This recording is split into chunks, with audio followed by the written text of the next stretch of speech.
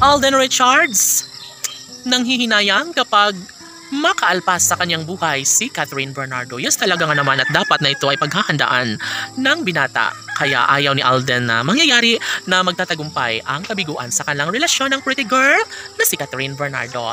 Siyempre lahat ay mayroong mga panganganib, lalong-lalo na sa mainit na pagmamahalan na nararamdaman sa buhay ng dalaga at binata. Alam nila na malaki ang posibilidad na mangyayari na magkaroon nga ng pagbabago. Siyempre alam naman natin na si Alden Richards ay hindi kailanman makapagdesisyon na lalayuan, hihiwalayan ang pinakaminamahal na si Catherine Bernardo. Kaya dito bilib na bilib ang mga fans ng Cat Then Love Team dahil kay Alden Richards na siya talaga nga naman ang nagdala at nagkontrol kung paano mas magkaroon ng malaking posibilidad na mangyayari pa rin ang pinakapangarap ng lahat na pagkakatuluyang tunay ng binata. Siyempre si Catherine Bernardo lamang talaga umano ang maswerteng babaeng pinakahinahangad na makatuluyan ni Alden Richards. Si Catherine Bernardo ang isa sa pinakapangarap ng binata na magiging kabiyak at makasama hanggang sa pagtanda.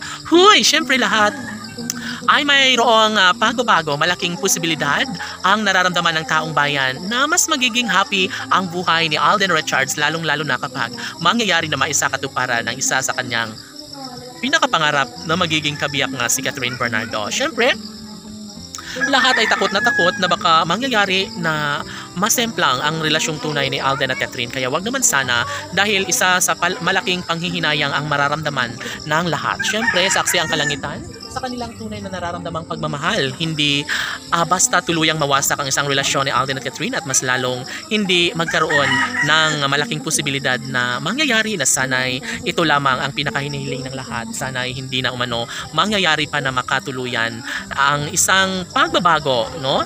Sanay hindi mangyayari na matuloy ang kabiguan na pinangarap ng mga bashers sa isang relasyon ni Alden at Catherine. Dahil sa totoo lang, kapag tuluyang mawasak ang relasyon ni Alden at Catherine, ay ito lamang ang masasabi ng mga fans ng Cat Then Love Team na sadyang hindi sila titigil hanggat hindi nila masilayan nakaharap sa altar ang kanilang mga iniidolo na si Alden at Catherine.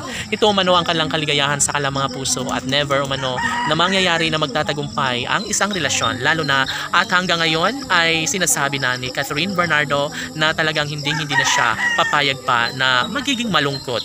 Si Alden Richards lamang ang tanging nakapagbibigay sa kanya ng kaligayahan at ito lamang ang kanyang ninanais na sana'y habang buhay ay magiging masaya siya. Sa ngalan ng pagmamahala ni Alden at Catherine, malaki ang ambag sa buhay ni Catherine Bernardo na nagbibigay kaligayahan at pag-asa sa puso ng binata na si Alden Richards. Sana'y sila nang habang buhay laban!